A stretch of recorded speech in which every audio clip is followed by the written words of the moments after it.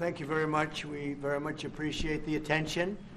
Today's a big day in that we had a G7 and President Macron, who's a very special man in my book. We were together. We did it together. And I think a lot of progress has been made. We've had some very good talks with Russia. We've had some very good talks with others, and we're trying to get the war ended with Russia and Ukraine. And I think we've come a long way in a short period of weeks. And the president's been very helpful also. And we're also talking about trade, various trade deals that we will be doing with France. And we'll be discussing a little bit further. Then we'll have a press conference later on. You can ask some questions. We'll be having a press conference in a little while. We're going to have lunch with the entire French staff, and we look forward to it. And again, the relationship's been very special with France and very special with this gentleman on my right. And we look forward to keeping that going for a long period of time. Thank you very much. Thank you. Thank you, Mr. President. Thank you. Thank you. No, thank you. I want to thank Mr. President for his hospitality. We had a good discussion this morning for the G7 here. Yeah.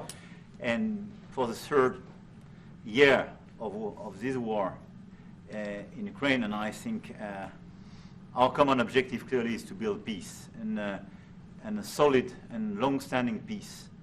And this is what we will discuss, obviously, because I have great respect for the bravery and the resistance of Ukrainian people. And we do share the objective of peace, but we are very aware of the necessity to have guarantees and solid peace in order to stabilize the situation. I'm here as a friend because through centuries we've been friends, and we are personal friends, as you mentioned it, because we work very well together. And I think the US and France always stands on the same side, the right side, I would say, of history. Mm-hmm. And this is exactly what's at stake today. And this is a very important moment for Europe as well, and I'm here as well after discussions with all my colleagues to say that Europe is willing to step up, to be a stronger partner, to do more in defense and security for the continent, and as well to be a reliable partner and to be engaged on trade, economy, investment in a lot of topics. So I'm very excited by the discussion we will have, and obviously we will follow up. And I want to thank you again, Mr. President, for your presence for Notre-Dame de Paris. It meant a lot for French people, and I want to thank you for that. That's the cathedral, and they've done a fantastic job. The president's done a great job in bringing it back. That was a terrible thing, like, 5 years ago? Yeah. Watching that burn was a very horrible sight, and you've done a fantastic job in bringing it back, so I congratulate you. Thank you for being here. Thank you, Thank President. you very much. Thank you. Anybody want to ask a question or two, or is that a foolish question? It looks like we're getting very close. The deal's being worked on, and we're, I think, getting very close to getting an agreement where we get our money back over a period of time. But it also gives us something where I think it's very beneficial to their economy, to them as a country.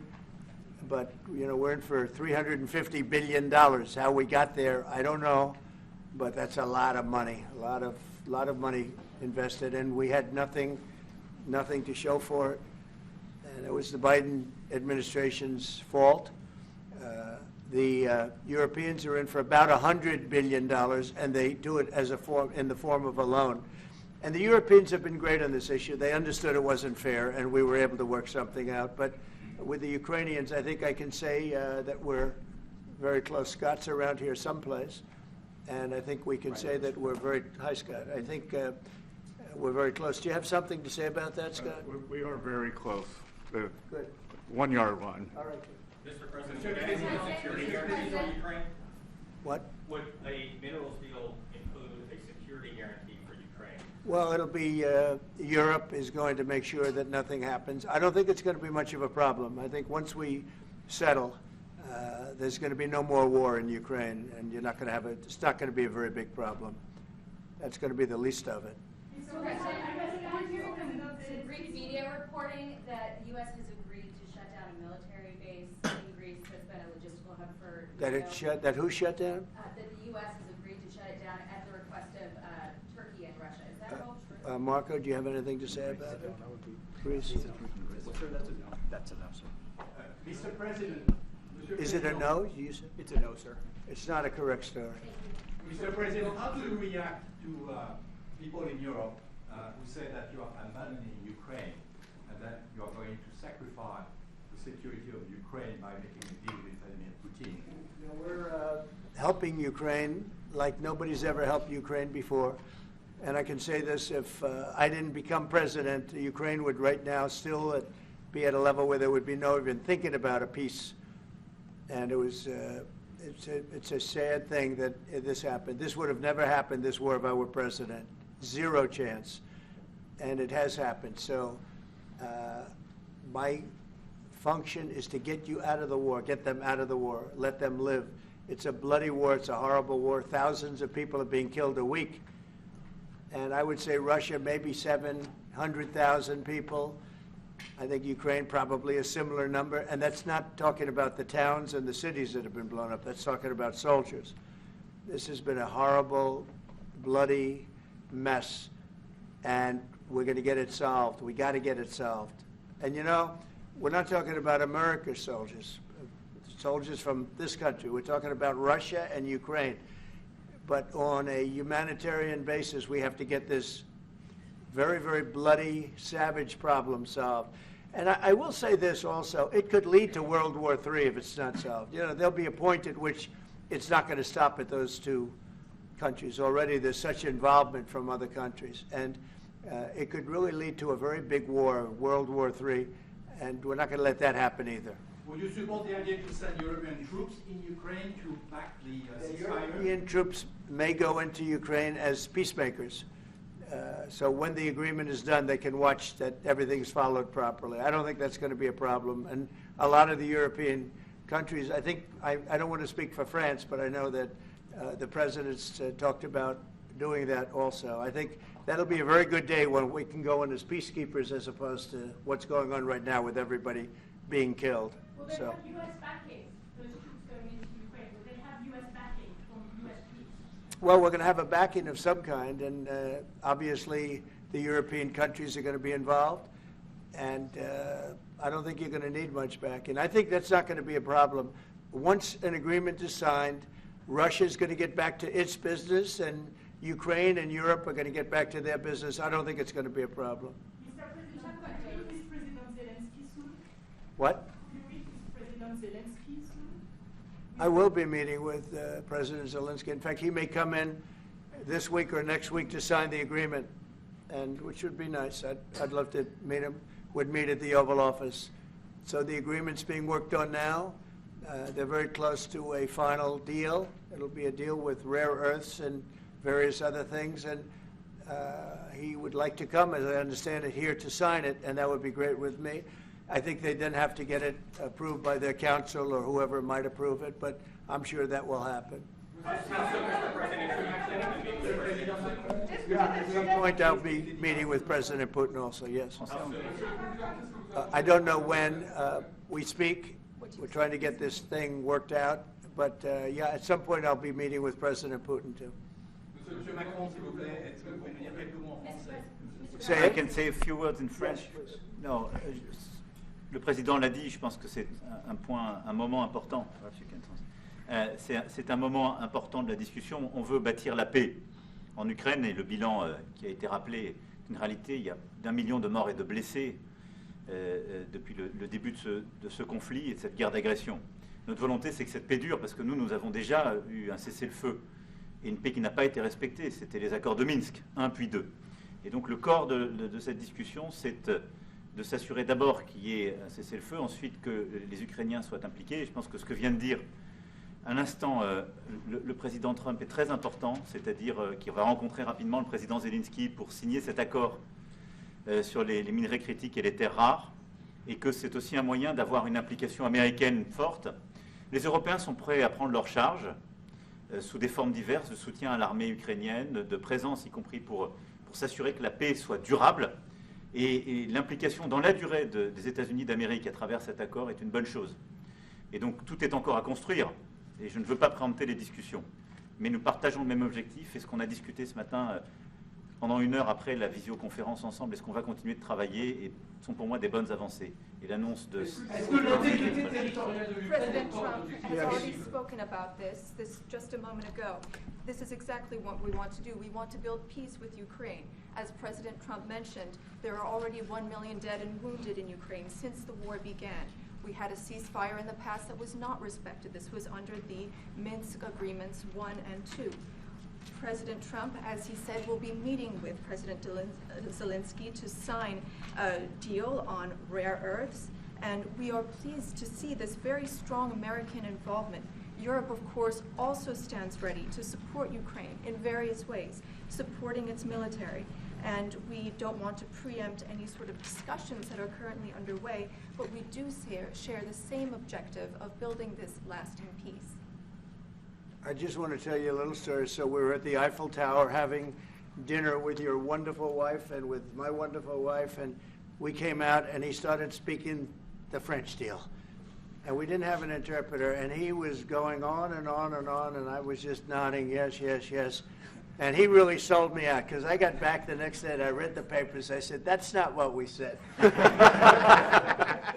He's a smart customer, I will tell you that. That wasn't exactly what we agreed to. Mr. President, to call Zelensky a dictator, would you use the same words regarding Putin? I don't use those words lightly. I think that we're going to see how it all works out. Let's see what happens. I think we have a chance of a really good settlement between various countries. And, you know, you're talking about Europe, and you're talking about Ukraine as part of that whole situation. The other side has a lot of support also. So let's see how it all works out. It might work out. Look, you can never make up lives. The one thing you can make up the money, but you can't make up the lives. A lot of lives lost. I think probably a lot more lives than people are talking about. It's been a rough war, but I think we're close to getting it solved. Go ahead.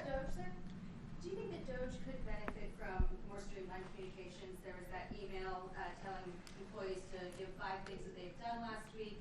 Agency heads then told people to ignore it. You're talking about the last email that was sent where he wanted to know what you did this week. You know why he wanted that, by the way? I thought it was great. Because we have people that don't show up to work and nobody even knows if they work for the government. So by asking the question, tell us what you did this week, what he's doing is saying, are you actually working? And then if you don't answer, like you're sort of semi-fired or you're fired, because a lot of people are not answering because they don't even exist. They're trying to find, that's how badly various parts of our government were run by, and especially by this last group. So what they're doing is they're trying to find out who's working for the government. Are we paying other people that aren't working? And, you know, where's all that? Where's the money gone? We have found hundreds of billions of dollars of fraud so far, and we've just started. We're actually going to Fort Knox to see if the gold is there, because maybe somebody stole the gold. Tons of gold. So I think it was actually... There was a lot of genius in sending it. We're trying to find out if people are working. And so we're sending a letter to people, please tell us what you did last week. If people don't respond, it's very possible that there is no such person or they're not working. Some of the agency heads instructed their employees not to respond. They're waiting on further guidance. But Elon Musk's tweet said failure to respond would be taken as a resignation. So there's been a disconnect in communications. Yeah. Are you concerned at all about Only, no. That was done in a friendly manner. Only things such as perhaps Marco at State Department where they have very confidential things, or the FBI where they're working on confidential things. And they don't mean that in any way combatively with Elon. They're just saying there are some people that you don't want to really have them tell you what they're working on last week. But other than that, I think everyone thought it was a pretty ingenious idea. We have to find out where these people are. Who are they? And we said, if you don't respond, we assume you're not around. And that holds, that stands. And you're not getting paid anymore, too. So, you know, we're doing a real job. And we just had a poll come out, I guess the Harvard poll, saying that it's massively popular, what we're doing. So, Mr. President, do you still believe in NATO, in the alliance between Europe and America in NATO? NATO is very much involved in this. When I first got elected at the very beginning, first term, I got hundreds of billions of dollars put into NATO. NATO had no money. because they hadn't paid for years. And I said, look, if you don't pay, we're not going to be a part of NATO, we're not going to protect, we're not going to do what we're supposed to do. And we took in hundreds of billions of dollars into NATO. No, NATO is a good thing if it's done properly and if it's used properly. Mr. President, in these days you speak a lot about the tariff in Canada, in Mexico, and Europe. I want to know what is your idea about Italy, if you want to make the same thing. About what? Can you talk up a little louder? In these days. No, louder. Can you talk a little louder? You have a beautiful voice, but you're not. In these days you speak. Where are you from? Italy. From Italy. Oh, I love Italy. Go ahead. I want to know if you have the same idea with Italy about tariff. Well, look, I love Italy, and Italy is a very important nation. We have a wonderful woman as your leader, and she was on the conversation today, one that we had, the G7. And no, I think Italy is doing very well. I think Italy's got very strong leadership with Georgia. Monsieur le Président, qu'est-ce que vous répondez au président Trump qui a dit que les Français et les Italiens... Any other questions over here? Yes, ma'am. Can you clarify what you meant in your truth today on the major economic development transactions between the U.S. and Russia? Any more detail? With respect to what, Russia? In solving a peace deal, you said there would be major economic development transactions which will take place between the United States and Russia. Yeah, we're trying to do some economic development deals. They have a lot of things that we want, and we'll see. I mean, I don't know if that will come to fruition, but would love to be able to do that if we could. You know, they have massive rare earth. It's a very large, it's actually the largest in terms of land. It's by far the largest country. And they have very valuable things that we could use, and we have things that they could use, and it would be very good if we could do that. I think it would be a very good thing for world peace and lasting peace. Well, I mean, our first, by far, our first thing that we want to do, the first element of the overall transaction is ending the war. But if, just as we're doing with Ukraine, if we could do some economic development in terms of Russia and getting things that we want, something like that would be possible, yes. Mr. President. Yes, go ahead, please. Can you explain the rationale in having the U.S. vote against the UN resolutions that Ukraine proposed and also the U.S. proposed? I would rather not explain it now, but it's sort of self-evident, I think. Mr. President, you talked about increasing the tariffs on products from the European Union. Is that still something you want to do today? Well, it's not increasing, it's reciprocal. So whatever they charge us, we're charging them. So it's not a question of increasing. If they charge us 20%, we charge them 20%. If they charge us 30 or 40%, then we do that too. So that would be on European Union, but that really would be with respect to everybody. It's reciprocity. So reciprocal. Whatever they charge us, we charge them. Nobody has a problem. Even you, I see you don't have a problem anymore, right? Mr. President, are you thinking of going to Moscow soon, maybe in May for the 9th of May for the anniversary? I mean, not soon, but I would be certainly, if this all gets settled out, which I think it will, sure, I would go there, sure. And he'd come here, too. On the 9th of May on the Red Square? I don't know the 9th of May, no, I don't. I think that's pretty soon. But no, at the appropriate time, I would go to Moscow. I think the war could end soon. How soon? Within weeks. Weeks? Yeah, I think so. Right? Don't you think so? I'd like to have you. I think we could end it within weeks if we're smart. If we're not smart, it'll keep going, and we'll keep losing young, beautiful people that shouldn't be dying. And we don't want that. And remember what I said. This could escalate into a third world war. And we don't want that either. Mr. President, your envoy Steve Witkoff suggested a temporary ceasefire in the conflict, but the Russian government has denied that out of hand. Are you worried that they're not dealing in good faith? No, I think they, at some point, will agree to that. I think they probably wanted to. And I think once you have a ceasefire, it's going to end, because they're not going from a ceasefire back to war. I think people have had their full. I'm just glad I was able to help, because there was no communication with Russia until I came along. Biden didn't communicate. He couldn't communicate with his own child. So Biden didn't communicate. He couldn't. It was terrible. He hadn't spoken to Putin in 3 years. You're trying to end a war. People are being killed. Every week, thousands of people are being killed. Soldiers, in this case, mostly. Also towns, as missiles go in and back and forth. No, it's a shame. This should have never happened. This is a very sad, this is going to go down in the history books. This is a very sad moment because that should have been stopped. That should have never started. And if it did start, it should have stopped the first week, not 3 years later. Okay? Je vais répondre, if you allow me, because I had juste, je pense que plusieurs questions de vous et de votre collègue qui ont été posées en français et qui rejoignent les questions posées par les collègues américains. D'abord, cette discussion est utile et construire la paix est une nécessité. La deuxième chose, c'est qu'il y a aujourd'hui une capacité de dissuasion qui est restaurée et que c'est ce que veut dire le président Trump quand il dit qu'il n'y aura plus de problème. Je pense que la force du réengagement américain aujourd'hui, c'est en quelque sorte l'incertitude aussi pour le président Poutine. Et donc il y a une capacité de dissuasion qui est là, qui permet de sceller d'abord sans doute une trêve, la capacité à vérifier que cette trêve est respectée, et ensuite un accord de paix qui permettra de reconstruire l'Ukraine, mais de lui apporter aussi les garanties de sécurité. Dans le cadre de ces garanties de sécurité, nous pensons que nous avons notre rôle à jouer.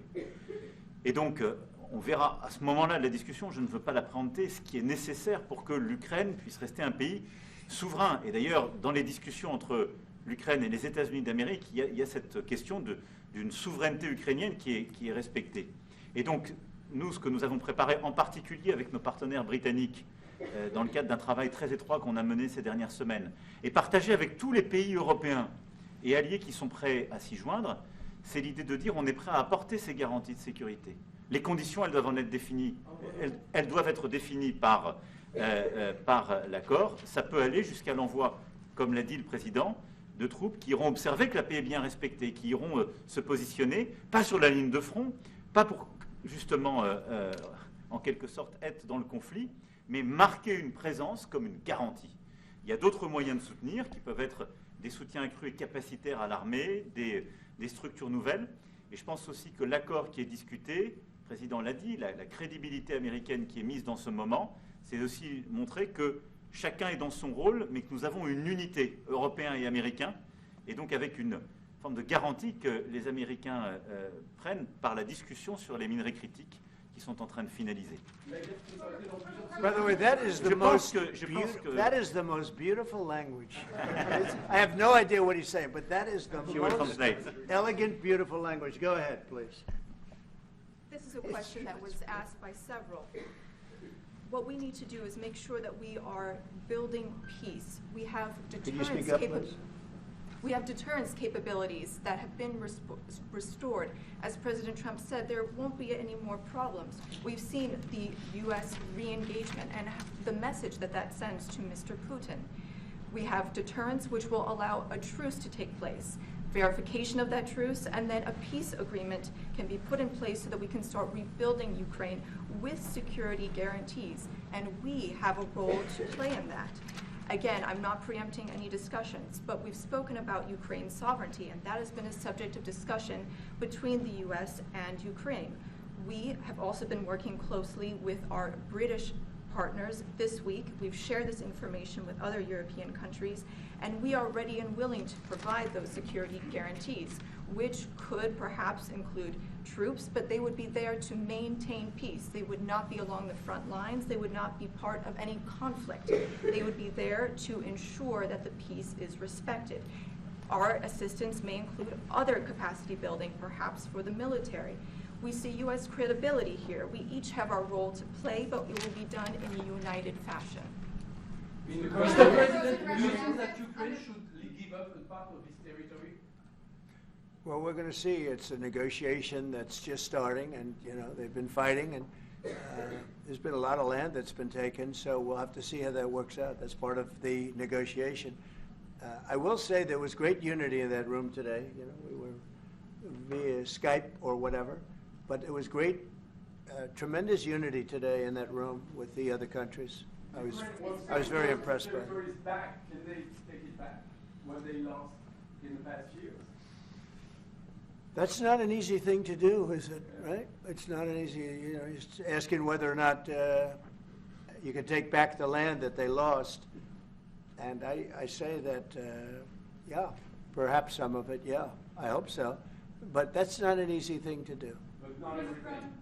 It's going to be something we're talking about. Will you convince Vladimir Putin to accept the European troops as peacekeeper, would you think? Yeah, he will accept that. He will accept I've that? asked him that question. You talked to him? I've asked him that question. Is France going to lift the block on the? Because he's not, look, if we do this deal, he's not looking for more war. He doesn't mind. But I've specifically asked him that question. He has no problem with it. Is France going to lift the block on the $300 billion in frozen Russian assets in Belgium? France has opposed unfreezing it to pay Ukraine and compensate the U.S. for its support. Is France going to lift its opposition to that? This is, we speak about frozen assets. We already used them to back precisely the loans negotiated at the G7. And it's part of the sanctions, so it will depend on the follow-up of the discussions. But clearly, we respect international law. It's just frozen assets now. You can take the proceeds of the frozen assets, but you cannot take the assets themselves because it's not respecting international law, and we want to respect international How is law. one different than the other? If you can take the proceeds from it, how can you not? Because it's very different. You keep the assets, you take the proceeds because they are paralyzed in a certain way. You take the proceeds during the wartime, but you keep the assets, and it's part of the negotiation at the end of the war. Because, this war costed all of us a lot of money. And this is the responsibility of Russia, because the aggressor is Russia. So at the end of the day, this frozen asset should be part of the negotiation, all in all. Will France support the U.S. being compensated? I support the idea to have Ukraine first being compensated, because they are the ones to have lose a lot of their fellow citizens and being destroyed by these attacks. Second, all of those who paid for could be compensated, but not by Ukraine, by Russia, because they were the one to aggress. Again, just so you understand, Europe is loaning the money to Ukraine. They get their money back. No, in fact, to be frank, we paid. We paid 60% of the total efforts, and it was through, like the US, loans, guarantee, grants, and we provided real money, to be clear. Okay. We have 230 billion frozen assets in Europe, Russian assets, but this is not as a collateral of a loan, because this is not our belonging. So they are frozen. If at the end of the day, in the negotiation we will have with Russia, they're ready to give it to us, super. It will be loan at the end of the day, and Russia will have paid for that. If you This is my believe wish. that, it's okay with me. Mr. President. But they get their money back, and we don't, and now we do. But, that's We only will fight fair. both to do so. Russia should be the one that pays everybody back. Are they the aggressor? Well, we're negotiating everything, and everything's on the table, and we'll see if we can get some land back, and we'll see about a lot of different things. And we're going to be making a little speech and say a few words in a little while. We're going to have another meeting, a luncheon meeting, and we'll see you in about 2 hours. Okay? Thank you very much, everybody. Thank you, Fred. Thank you.